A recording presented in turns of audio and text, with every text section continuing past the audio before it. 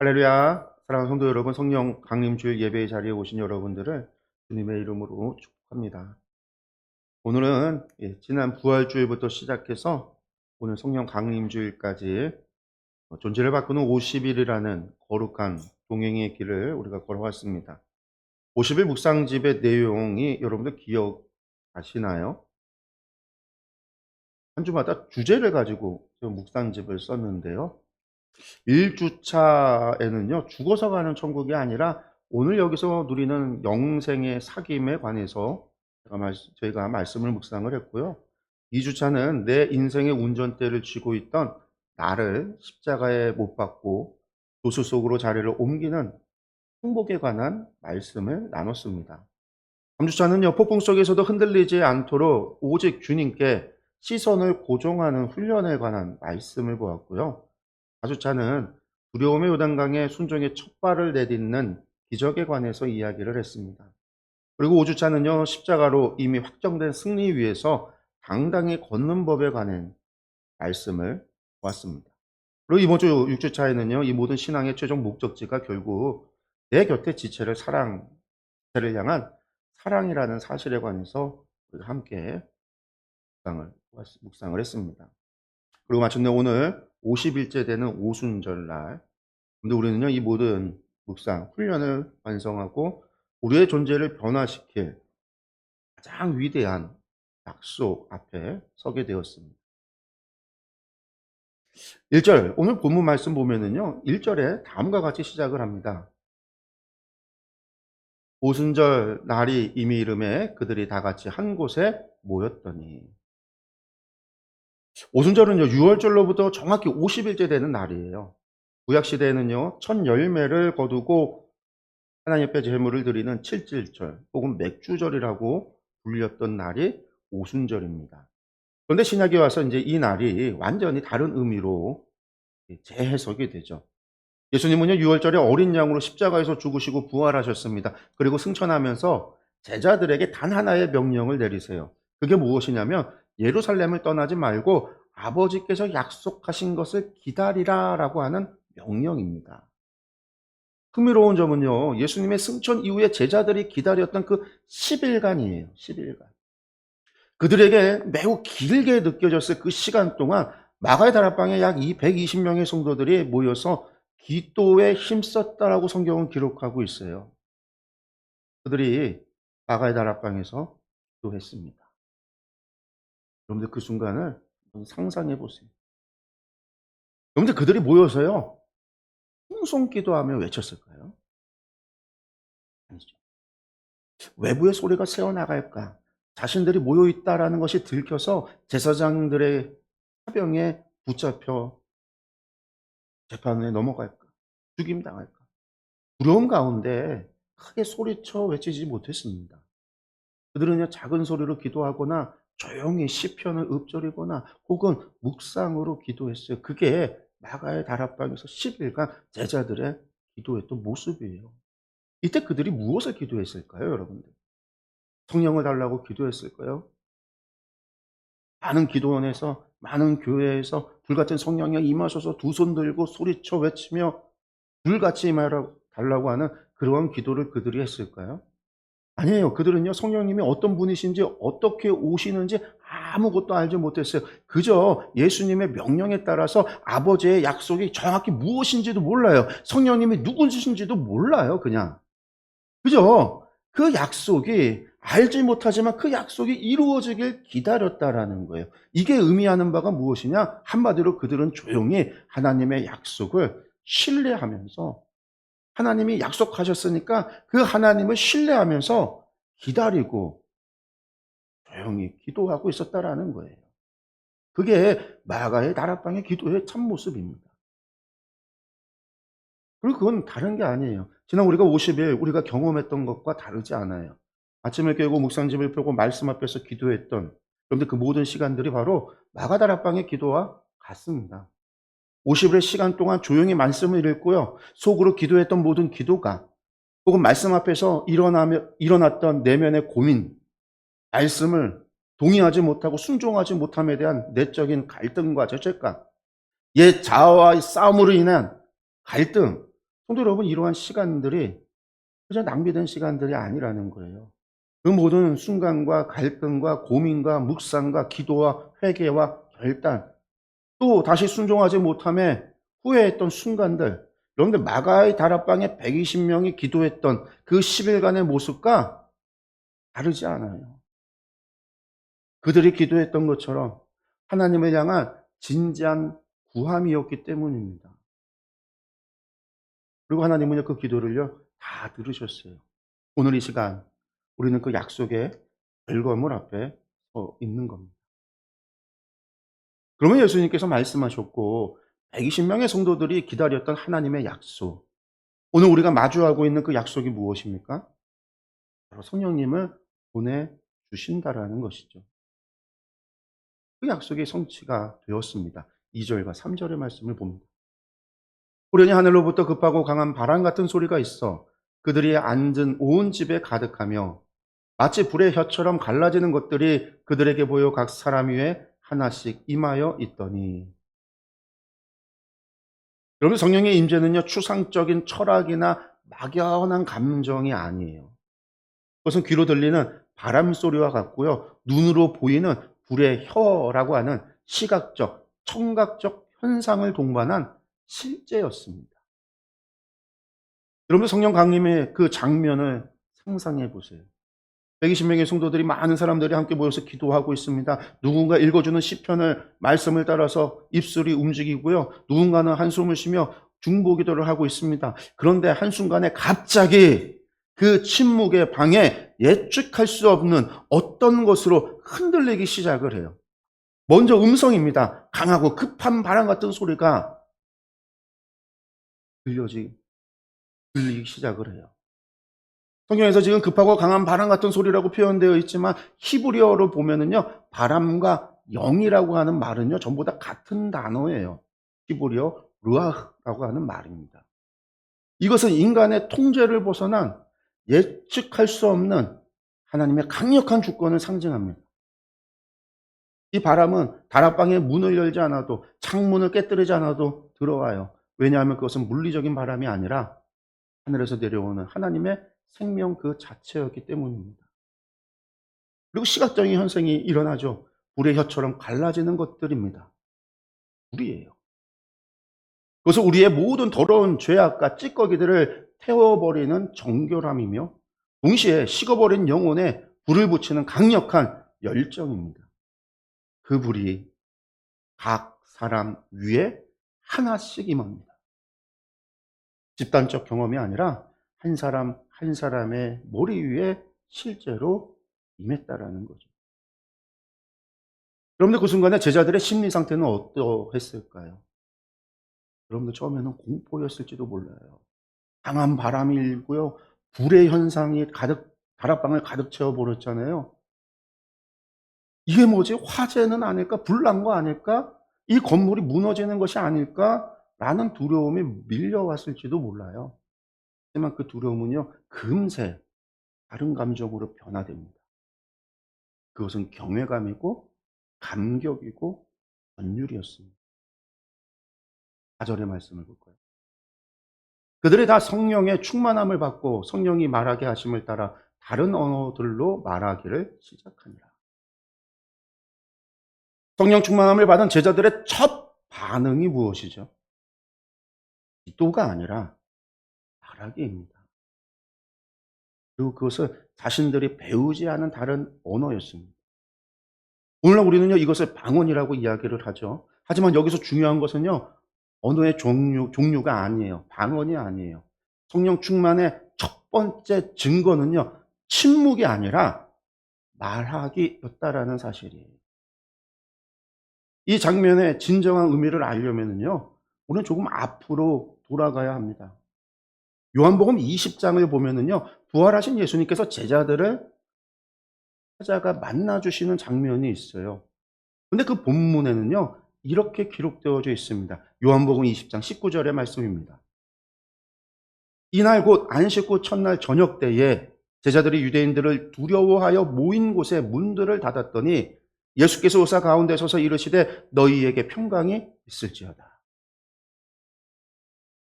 제자들이 지금 어떻게 하고 있습니까? 문을 닫고 숨어 있었습니다. 제자들이 왜 이러고 있었을까요? 자신들을 죽이려는 유대인들이 두려웠기 때문입니다. 예수님이 십자가에 못 박혔을 때 그들은 얼마나 무서웠겠습니까? 우리 선생님이 죽었는데 다음은 우리 차례가 아닌가라고 하는 절망감과 공포감이 그들을 다락방 안에 가두어 버렸던 겁니다. 그런데 오순절날 아침 성령이 임하자 어떤 일들이 일어났나요? 그들이 자발적으로 다락방 문을 열고 나갔습니다. 그리고는요, 자신들을 죽이려던 유대인들이 운집한 그 예루살렘의 거리로 거침없이 나갔어요. 베드로는요, 공회 앞에 서서 담대하게 선포합니다. 예수는 우리가 죽인 자인데 하나님이 그를 다시 살리셨다.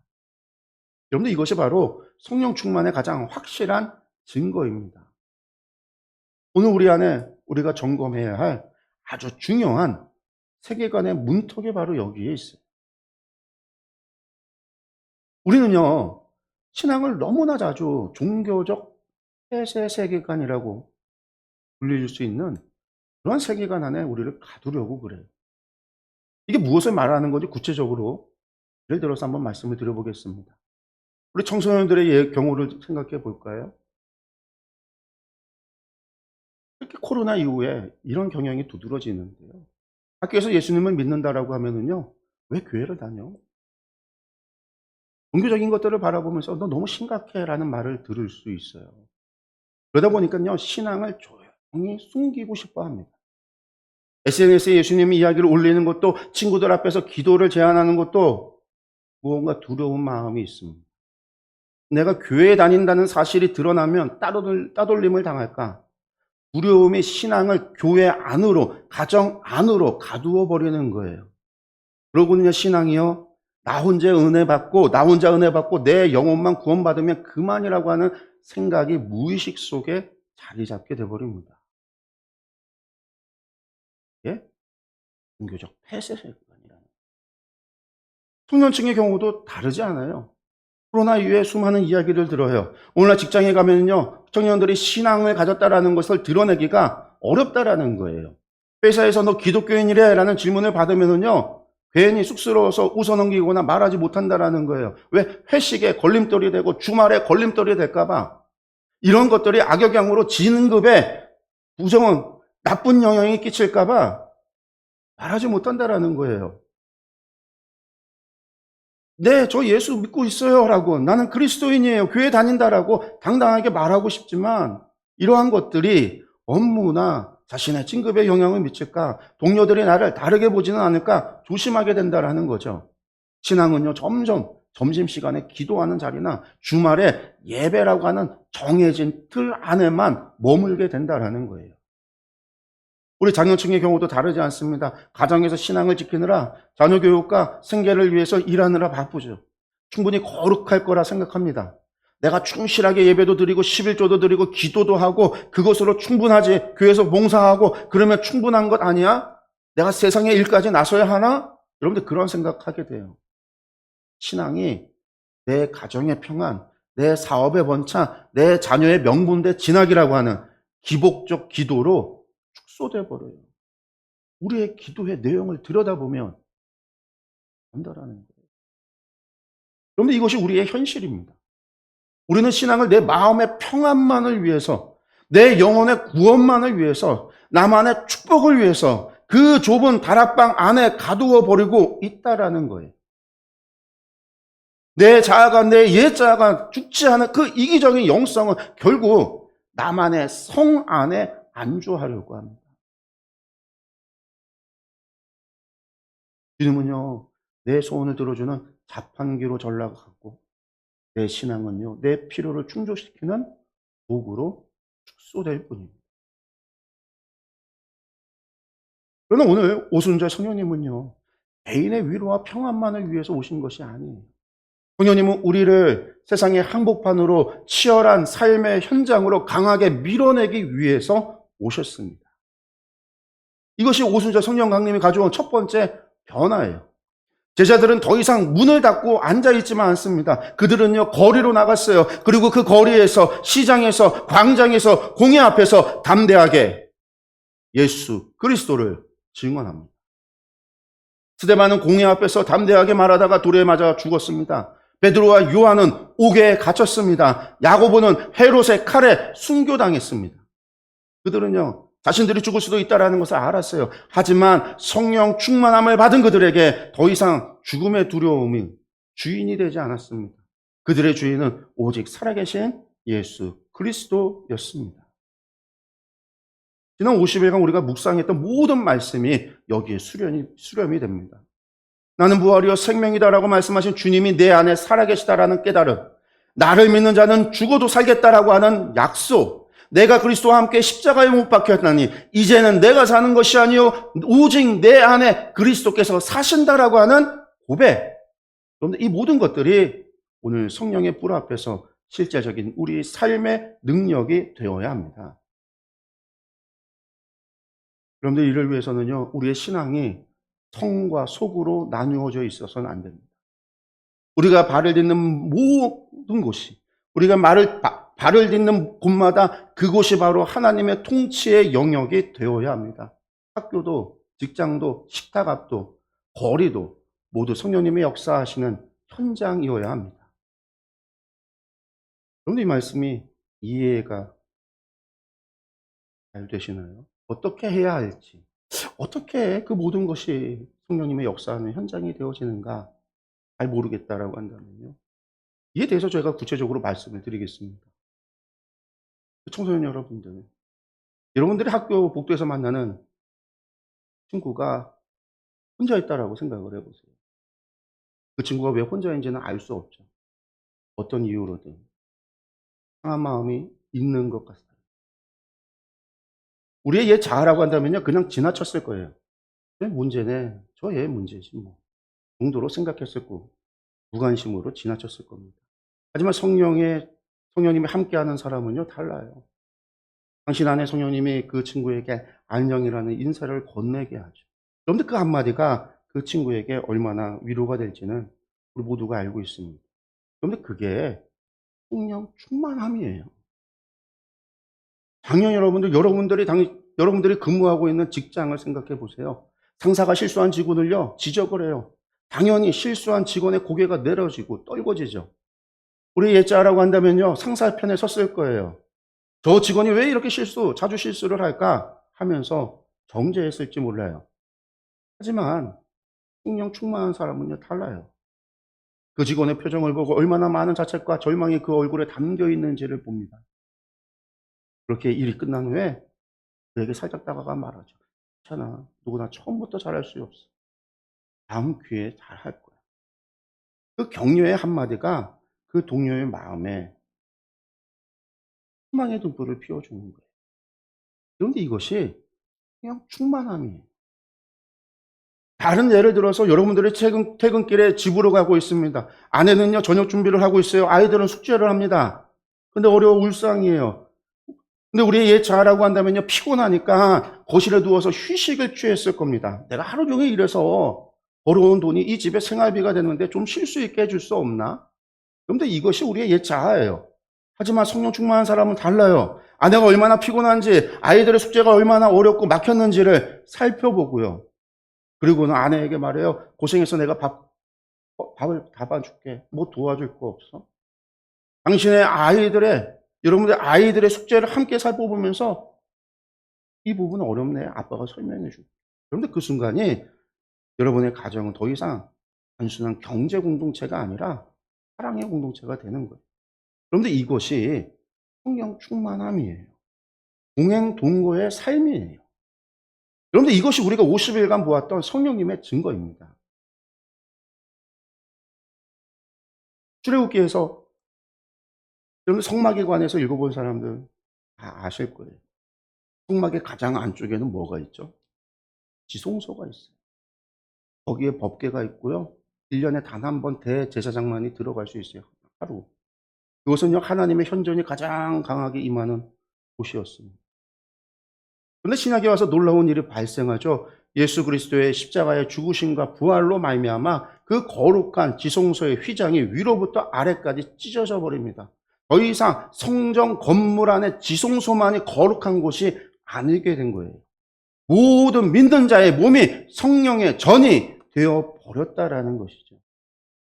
우리가 지난 50일간 말씀을 통하여 깨달은 가장 중요한 진리가 바로 여기에 있습니다. 이것이에요. 우리의 몸 전체가 성령님이 거하시는 성소가 되었다라는 사실입니다. 따라서 이제 더 이상 거룩한 시간과 속된 시간 구분할 필요가 없어요. 교회에서 드리는 기도는 거룩하고 내가 집에서 드리는 기도는 속된 것이 아니라는 거예요. 예배당은 거룩하고 직장은 속되다. 그렇지 않아요. 우리의 모든 순간, 우리의 모든 장소, 내 삶의 모든 전체가 이제는 하나님께서 함께 하시는 거룩한 지성소가 되었다라는 거예요. 사랑하는 성도 여러분, 우리의 하루를 한번 생각해 볼까요? 보통 사람의 하루 일상을 예로 들어서 한번 설명해 보겠습니다. 보통 사람이 아침 6시에 잠에서 깨어나요. 침대에서 일어나면서 짧게 중얼거립니다. 주님, 오늘도 주님 안에서 살겠습니다. 이 1초의 기도. 근데 여러분, 이것이 첫 번째 지성소예요. 여러분의 침실이 지성소가 되는 순간이죠. 아침 7시 주방이에요. 아직도 자고 있는 가족을 위해 아침을 준비해요. 쌀을 씻고 국을 끓이고 계란을 무칩니다. 그런데 이 모든 행동이 사실은 기도예요. 주님, 이 손으로 가족을 섬기게 하시니 감사합니다. 이 밥이 그들의 영혼도 함께 채우는 은혜의 음식이 되게 해주세요. 여러분들 그 주방이 거룩한 지성소가 되는 순간이에요. 하나님과 함께하는 순간이라는 거예요. 8시 30분 버스 정류장. 버스를 기다려요. 다른 사람들은요, 스마트폰을 보고요, 저 멀리 멍하니 바라봅니다. 근데 성령 충만한 사람들은요, 그 버스 정류장에 있는 모든 사람들의 얼굴을 봐요. 목이 아파하는 할머니를 봐요. 피곤에 쪄들은 아저씨를 봐요. 힘도 희망도 없어 멍한 표정으로 있는 아이들을 봅니다. 이때 그들을 위해서 기도하죠. 주님, 저분들이 오늘 하루를 행복하게 보낼 수 있도록 도와주세요. 저들의 인생에 주님이 함께 해주세요. 그런데 일주의 단순한 기도가 그 순간 버스 정류장을 중보기도의 지성소로 바꾸는. 오전 10시 회의실, 아침 회의가 시작이 돼요. 상사가 또 지난 판매 수치 가지고 언급하면서 분기의 목표에 이르지 못했다고 화를 내요. 직원들의 표정이 흐려집니다. 그런데 그 순간에도 성령 충만한 사람은요, 주님을 바라보죠. 이 상황이 단순히 업무 실패가 아니라 함께 일하는 사람들의 자존감과 관련된 문제임을 깨달아요. 회의가 끝난 후에 특별히 신입 직원에게 말해요. 괜찮아, 이런 일 다 누구나 겪고 다음 분기를 우리 함께 잘 해보자. 그런데 이것이 회의실이 영혼을 살리는 지성소가 되는 순간인 거예요. 구내식당, 12시 구내식당, 동료와 함께 식사를 합니다. 동료가 어제 힘들었다고 털어놔요. 아내와 싸웠다고 이야기해요. 아이들이 말을 듣지 않는다라고 이야기합니다. 여러분들 그의 말을 끝까지 들어요. 그리고 자신이 비슷한 경험을 했다라고 상황들을 나눠요. 나도 그런 시간이 있었어. 그러나 그럴수록 아내를 안아주고 아이들을 이해해주는 게 중요해. 그게 가정을 살리는 거야. 그런데 이게 그 순간 식당은요, 치유의 지성소가 되는 거예요. 저녁 6시 현관문 앞, 집으로 돌아와 잠시 현관문 앞에 서서 주님, 오늘 하루 제가 당신의 증인이 되었는지 검토합니다. 제가 미처 건네지 못한 위로와 전하지 못한 사랑이 있다면 주님 용서해 주세요. 내일도 주님과 함께 살겠습니다. 그 현관이요, 회개와 결단의 지성소가 되는 거예요. 이것이 바로 성령 충만함의 실제입니다. 신비한 현상이나 극적인 변화만이 아니에요. 우리의 모든 평범한 일상이, 우리가 만나는 모든 사람들이, 우리가 밟는 모든 땅이 성령 임재 아래 다시 해석되고 거룩하게 변화되는 겁니다. 사도행전 2장 후반부를 보면 오순절 성령 강림의 결과가 기록되어져 있습니다. 베드로의 말 한마디, 말씀 한마디, 그 한 번의 설교로 3,000명이 회개합니다. 그리고 그 교회는요, 교제와 말씀, 기도로 함께합니다. 그리고 가장 중요한 거, 주께서 날마다 구원받는 사람들을 도와주셨습니다 라고 기록되어져 있어요. 성령 충만함의 결과는요, 개인적 위로가 아니에요. 세상을 변화시키는 능력입니다. 청소년 여러분이 학교에 한 영혼을 살려낼 때 그 영혼 주변에 또 다른 영혼들이 변화될 수 있어요. 작년 성도님들이 직장에서 한 동료에게 희망을 줄 때에 그것이 그 동료의 가정까지 변화시킵니다. 성도들이 가정에서 가족을 품을 때에 그것이 여러분들의 자녀들의 인생을 결정하는 거대한 축복이 되는 거예요.